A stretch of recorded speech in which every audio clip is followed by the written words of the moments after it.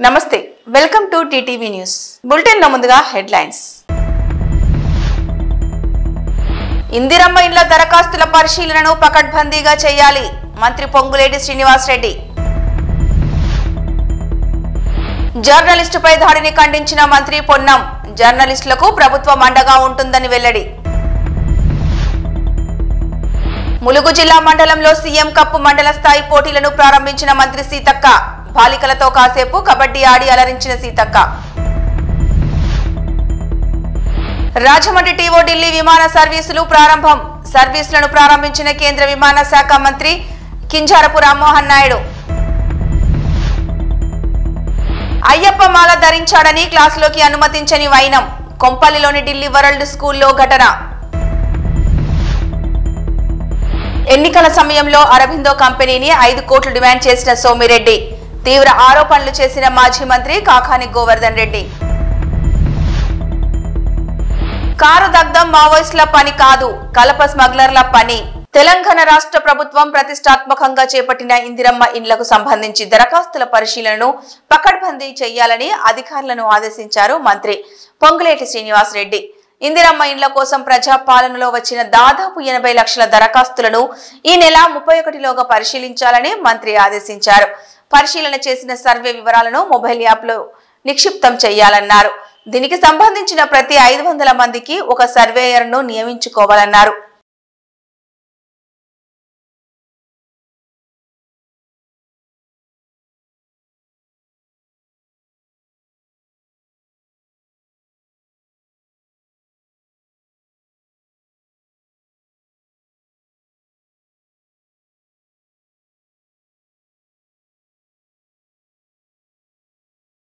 మోహన్ బాబు మంచు మనోజ్ వ్యక్తిగత పంచాయతీలో జర్నలిస్టుపై దాడి సరికాదన్నారు మంత్రి పొన్నం ప్రభాకర్ జర్నలిస్టులకు ప్రభుత్వం అండగా ఉంటుందని దాడి సంఘటనపై విచారణ చేసి సంబంధిత వారిపై చర్యలు తీసుకుంటామని అన్నారు మంత్రి పొన్నం ప్రభాకర్ మోహన్ బాబు వారి కొడుకుకు సంబంధించిన వ్యక్తిగత పంచాయతీ చేసుకోవడంలో వారికి పరిశీలించుకుంటారు కానీ జర్నలిస్టులపై దాడి అనేది మంచిది కాదు ప్రభుత్వం స్పందిస్తుంది ఎక్కడైనా జర్నలిస్టులకు ఇబ్బంది కలిగితే తెలంగాణ ప్రజాపాలన ప్రభుత్వం వారికి అండగా ఉంటుంది ఆందోళన చెందాల్సిన లేదు చికిత్సకు సంబంధించి జిల్లా కలెక్టర్ గారిని అదేవిధంగా వైద్య శాఖకు సంబంధించిన అధికారులకు చెప్పడం జరిగింది ఆ రిపోర్టర్కు సంబంధించిన ఆరోగ్యం ఎక్కడ కూడా ఇబ్బంది లేకుండా చూడాలని కోరుతా ఉన్నాం అదేవిధంగా దానికి సంఘటనకు సంబంధించి విచారణ చేసి సంబంధిత వారిపై చర్యలు తీసుకోవడం జరుగుతుంది సీఎం కప్ మండల స్థాయి పోటీలను ములుగు జిల్లా మండలంలోని మంత్రి పంచాయతీరాజ్ శాఖ మంత్రి సీతక్క పాల్గొని కబడ్డీ పోటీలను ప్రారంభించారు పోటీలను ప్రారంభించిన సీతక్క కాసేపు బాలికలతో కబడ్డీ ఆడారు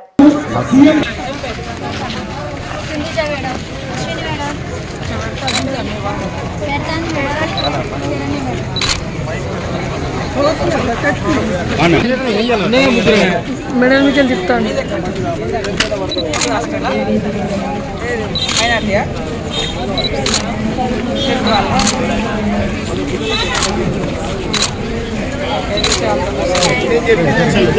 ఏం చేద్దాం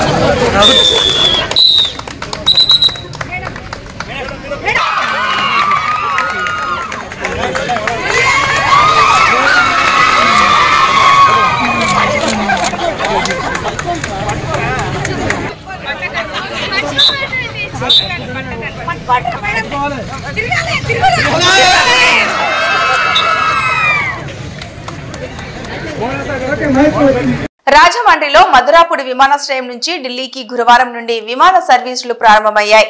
ఈ సర్వీసులను కేంద్ర విమాన శాఖ మంత్రి కింజారపు రామ్మోహన్ నాయుడు ప్రారంభించారు. 6E364 ఇండిగో విమాన సర్వీసు నేటి నుంచి రోజు రాకపోకలు సాగించనుంది.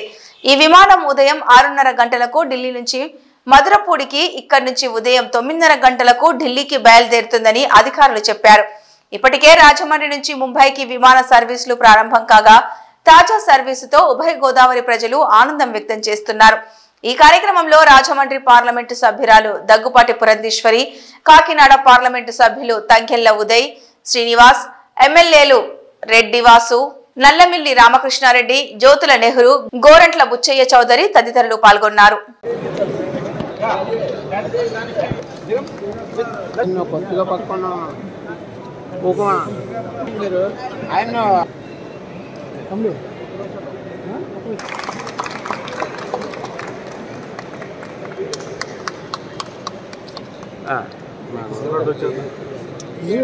And dreams of connecting our regions and people.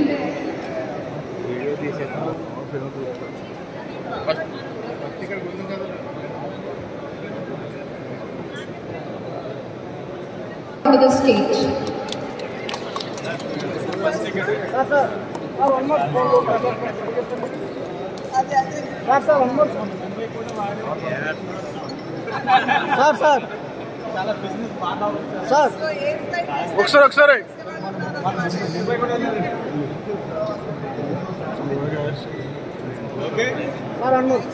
Ayyappa మాలాధారణ విద్యార్థికి అవమానం. మేడ్చల్ కొంపల్లిలోని ఢిల్లీ వరల్డ్ స్కూల్ విద్యార్థి అయ్యప్ప స్వామి దీక్ష వహించి స్కూల్ కి వస్తే ఆ విద్యార్థిని తరగతి గదిలో కాకుండా లైబ్రరీలో కూర్చోపెట్టిన వైనం బయటపడింది.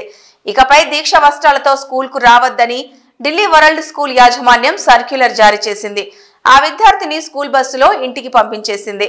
ఆ విద్యార్థి తండ్రితో ఫోన్లో మాట్లాడిన ఫోన్ కాల్ రికార్డింగ్ సోషల్ మీడియాలో చక్కర్లు కొడుతోంది.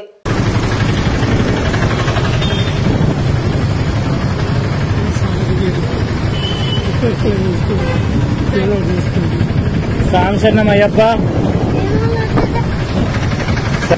ఏం చేయలేదు, నువ్వేం చేయలేదు, ఏం కాలే, ఏం కాలే, ఊరికే పంపించారు. Hello, yes ma'am. Good morning sir. Principal మాట్లాడతాను సార్, ఒక నిమిషం చెప్పండి. హలో, సాంశరణం ma'am. Morning sir. Morning ma'am. Sir మీరు అంత చెప్తే కూడా మళ్ళీ మీరు పంపిస్తే ఏం చేస్తారు? ఏమైంది మ్యామ్? నేను లెటర్ ఇచ్చాను కదా మీకు. మేము కూడా సర్క్యులర్ పంపించాం, చూసుకోండి సార్. నిన్న పంపించలేదు కదా మ్యామ్, నిన్న పంపించి నేను పంపించుకుంటుంటే ఇప్పుడు వచ్చి తీసుకెళ్ళిపోండి సార్. ఇప్పుడు వచ్చేట్లా తీసుకెళ్తాం, మీరు బస్సులో తీసుకెళ్లారు కాబట్టి బస్సులో పంపించండి. నేను ఆఫీస్ లో ఉన్నాను మ్యామ్. అదే చెప్తున్నాను సార్, బాబు క్లాస్ రూమ్ లో లేడు, బాబు లైబ్రరీలో కూర్చొని ఉన్నాడు. ఎగ్జామ్ అక్కడే కండక్ట్ చేస్తాను, సాయంత్రం బస్ లో వస్తాడు. ఓకేనా సార్? సర్క్యులర్ ఆల్రెడీ వెళ్ళిపోయింది. ఇప్పుడు మా బాబు, మీరు మా బాబుని అట్లా లైబ్రరీలో కూర్చోపెట్టారంటే అంటరాని వాడా? తను అంటరాని వాడా? సార్ అంటరాని వాడు ఇవన్నీ కాదు సార్. మీరు లైబ్రరీలో ఎలా కూర్చోబెడతారు?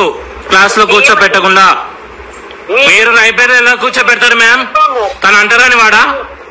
సార్ ఇప్పుడు మేము అంటరాని వాడా ఇవన్నీ అనట్లేదు సార్. మీరు లైబ్రరీ అట్లా సపరేట్ ఎందుకు కూర్చోబెడతారు? దీక్ష తీసుకుంటే మీరు దీక్ష తీసుకుంటే సపరేట్ ఎట్లా కూర్చోబెడతారు?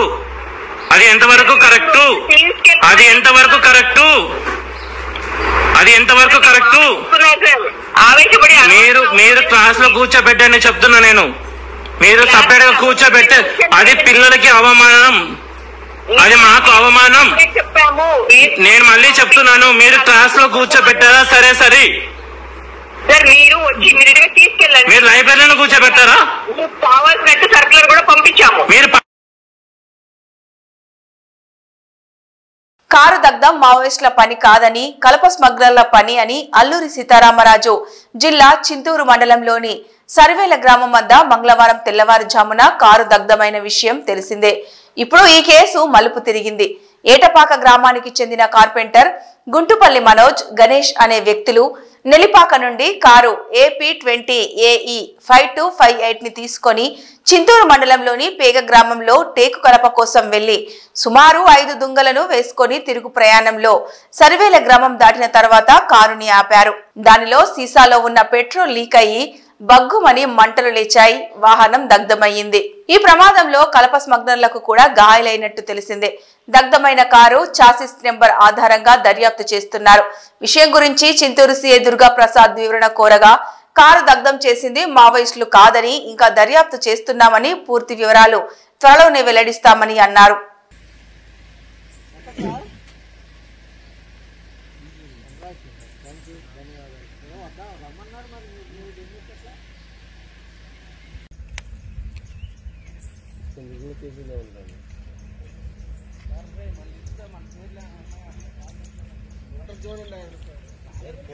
ఎన్నికల సమయంలో అరబిందో కంపెనీకి సోమిరెడ్డి ఫోన్ చేసి 5 కోట్ల డబ్బులు అడిగిన మాట వాస్తవం కాదా అని మాజీ మంత్రి వైఎస్ఆర్సీపీ నెల్లూరు జిల్లా అధ్యక్షుడు కాకాని గోవర్ధన్ రెడ్డి ప్రశ్నించారు.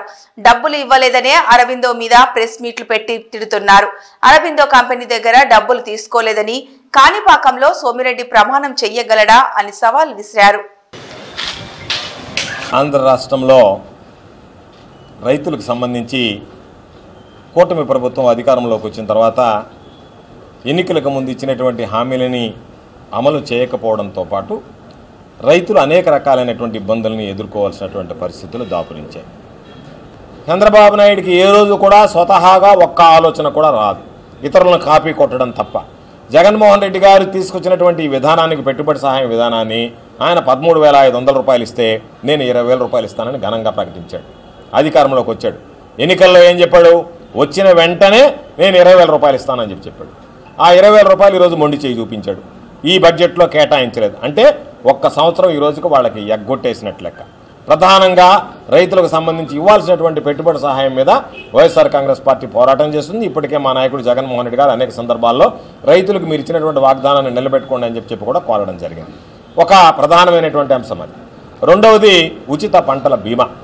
పాపం రైతులు చేసినటువంటి పంటలకి ఈ క్రాప్ విధానంలో పూర్తి చేసి ఈ క్రాప్ నమోదైన తర్వాత రైతు పండించినటువంటి పంటకి నోటిఫైడ్ పంటలు ఏదైతే ఉన్నాయో వాటికి జగన్మోహన్ రెడ్డి గారి ప్రభుత్వం రైతు ప్రీమియం చెల్లించాల్సినటువంటి అవసరం లేకుండా రైతు ప్రీమియాన్ని కూడా రాష్ట్ర ప్రభుత్వం భరించి కేంద్ర ప్రభుత్వం ఒక వంతు చెల్లించాలి, రాష్ట్ర ప్రభుత్వం ఒక వంతు చెల్లించాలి, రైతు ఒక వంతు చెల్లించాలి. అటువంటిది రైతుది రాష్ట్ర ప్రభుత్వమే భరించేటువంటి విధంగా నిర్ణయం తీసుకున్నాడు. ప్రధానమంత్రి ఫసల్ బీమా యోజన కింద కేంద్ర ప్రభుత్వం ఒక వంతు మాత్రం సహాయం చేసింది. అయితే ఆ కేంద్రం సహాయం చేసినటువంటి ఆ వంతు కూడా కొన్ని ఫారెస్ట్ భూములకు సంబంధించి కానీ, కౌలు భూములకు సంబంధించి కానీ, లేదా ఎక్కడన్నా 1B లేనటువంటి భూములకు సంబంధించి కానీ, పోరంపోకు భూములకు సంబంధించి కానీ మేము ఇవ్వము అని చెప్పిన కేంద్ర ప్రభుత్వం చెప్పిన తర్వాత ఈ భారతదేశంలో ఏ ముఖ్యమంత్రి కూడా ఆలోచించిన విధంగా ఆలోచన చేసి ప్రధానమంత్రి ఫసల్ బీమా పథకం నుంచి బయటకు వచ్చినటువంటి మొట్టమొదటి రాష్ట్రం ఆంధ్ర రాష్ట్రం. ఆంధ్ర రాష్ట్రం బయటకు వచ్చి యూనివర్సలైజేషన్ కింద రైతులు చెల్లించాల్సినటువంటి ప్రీమియం జగన్మోహన్ రెడ్డి గారు చెల్లించాడు, రాష్ట్ర ప్రభుత్వం భరించింది. కేంద్ర ప్రభుత్వం ఇవ్వాల్సినటువంటి ప్రధానమంత్రి ఫసల్ బీమా యోజన కింద ఇవ్వాల్సినటువంటి ప్రీమియం కూడా మొత్తం 100% రాష్ట్ర ప్రభుత్వం భరించింది. ఆ తర్వాత ఇతర రాష్ట్రాలు కూడా జగన్మోహన్ రెడ్డి గారిని అనుసరించి ఆంధ్ర రాష్ట్రంలో జరిగేటువంటి ఉచిత పంటల బీమా సమర్థవంతంగా సంపూర్ణంగా చేస్తున్నారు.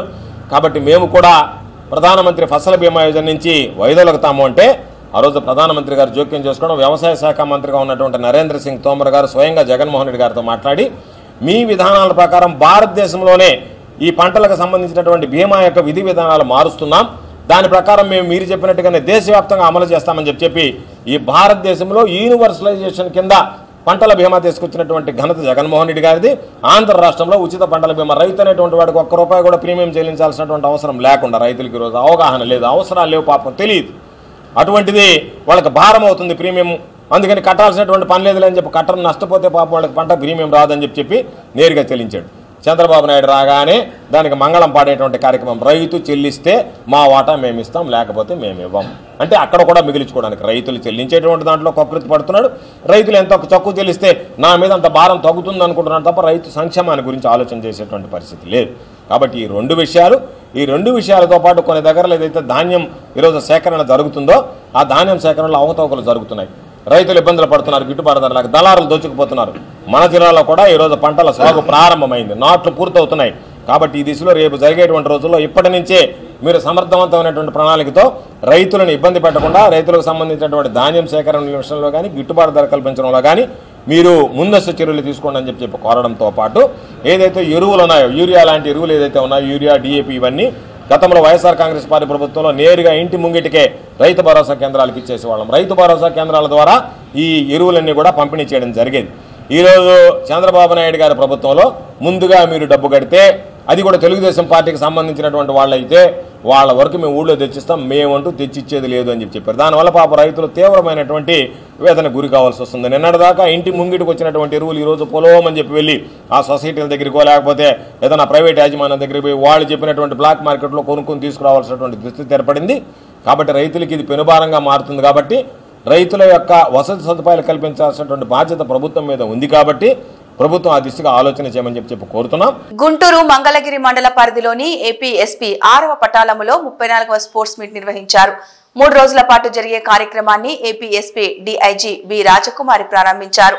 తొలుత క్రీడాకారుల మార్చ్ ఫాస్ట్ ను తిలకించారు DIG బి రాజకుమారి.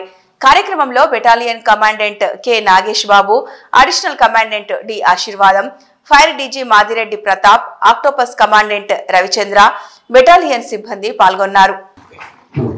RSI ఎం చాణక్య గారు ఈ 2020 బ్యాచ్ కి చెందిన వీరు 2 క్యాష్ అవార్డు 7 GSలు పొంది ఉన్నారు. అద్భుతమైన పరిశ్రమతో ముందుకు వచ్చున్నారు.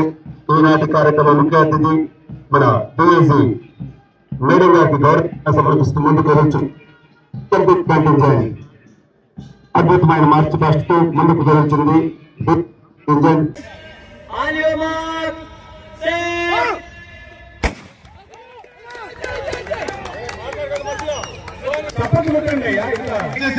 రావద్దు.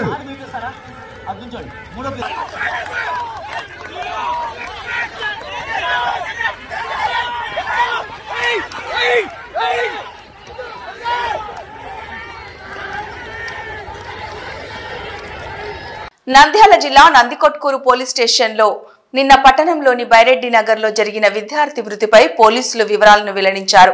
విద్యార్థి మృతిపై విచారణ చేపట్టిన పోలీసులు విద్యార్థి మృతి ప్రమాదవశాత్తు జరిగిందని నంద్యాల జిల్లా ఎస్పీ ఆదిరాజ్ సింగ్ రాణా స్పష్టం చేశారు. మొత్తం 4 DSP స్పెషల్ టీమ్ ఫామ్ చేసి DSP ఆదివారం కింద 4 CIs 10 SIs కి టీమ్ చేసి అన్ని crime scene observation, CDR analysis, ఆ పోస్ట్ మార్టం, దాని అబ్బాయి స్టేట్మెంట్ రికార్డ్ చేయడం, CCTV అనాలిసిస్ చేయడం, గ్రాండ్ పేరెంట్స్ అండ్ నేబర్స్ చుట్టుపక్కల వాళ్ళకి స్టేట్మెంట్ రికార్డ్ చేయడం, తర్వాత స్పెషల్ ఫోరెన్సిక్ టీమ్స్ FSL నుంచి మన క్లూజ్ టీమ్, డాగ్ స్క్వాడ్స్, తర్వాత ఎలక్ట్రికల్ డిపార్ట్మెంట్కి పిలిచి అండ్ టీమ్ ఆఫ్ డాక్టర్స్తో PM చేసిన తర్వాత మనం ఇప్పుడు ఇన్వెస్టిగేషన్ చేస్తున్నాము. ఇప్పుడు వరకు చేసిన ఇన్వెస్టిగేషన్కి మనం ఏమేం కన్క్లూజన్కి వచ్చాము మన అడిషనల్ SP గారు చెప్తారు. వాళ్ళు కూడా ఈ మానిటరింగ్ చేస్తున్నప్పుడు యాక్టివ్లీ ఇన్వాల్వ్మెంట్ ఉన్నారు. ఉత్తర్వుల మేరకు బైరెడ్డి రాజశేఖర రెడ్డి నగర్లో నిన్న జరిగిన ఇన్సిడెంట్లో భాగంగా ఈరోజు విజిట్ చేయడం జరిగింది ఆల్ టీమ్స్తో. ఈరోజు అబ్జర్వేషన్ సీన్ ఆఫ్ అబ్జర్వేషన్లో ఏం చూసినామంటే ఏదైతే ఈ అమ్మాయి బంట్ అయిన హౌస్లో చూస్తే అమ్మాయి స్టోర్ రూమ్లో అబ్బాయితో పాటు మొన్న రాత్రి నుంచి 11 గంటల నుంచి స్టే చేసినట్టు తెలుస్తుంది. మిడ్ నైట్ ఇద్దరు 1:30 అయింది. దాని తర్వాత డీప్ స్లీప్లోకి వెళ్ళిపోవడం జరిగింది.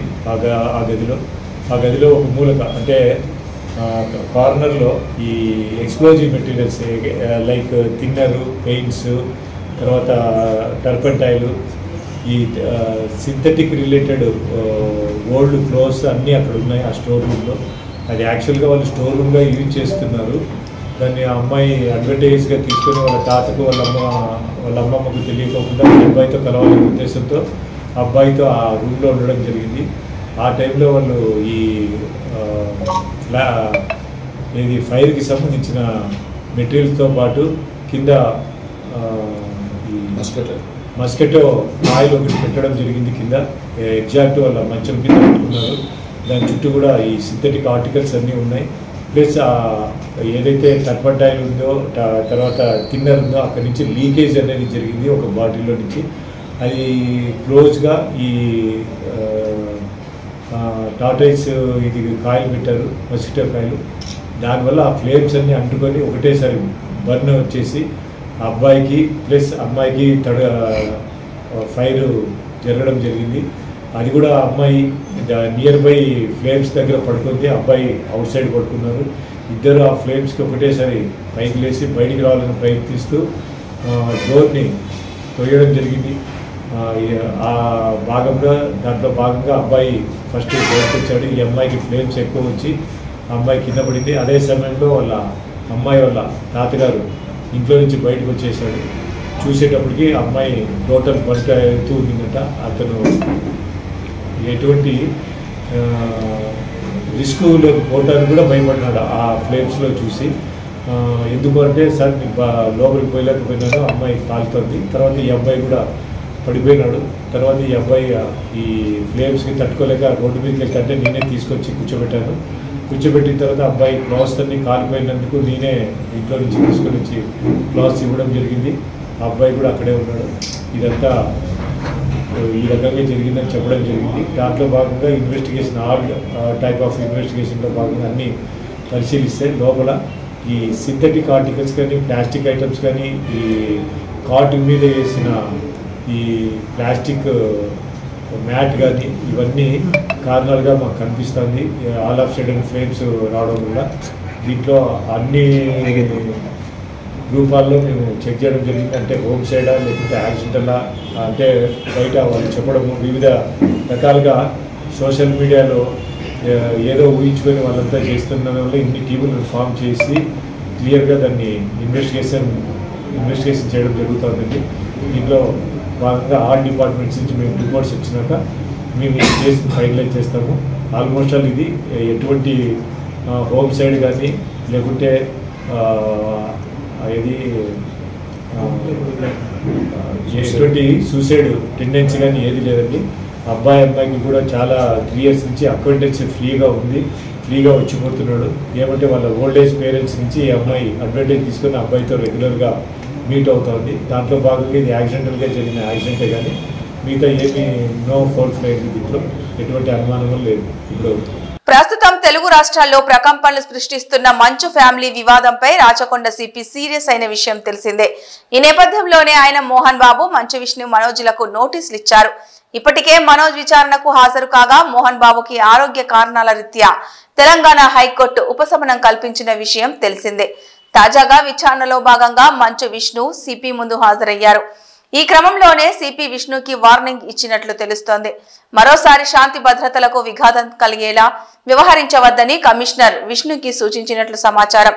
అలాగే ప్రైవేట్ సెక్యూరిటీ బౌన్సర్లతో గొడవలకు పాల్పడవద్దని హెచ్చరించినట్లు తెలుస్తోంది.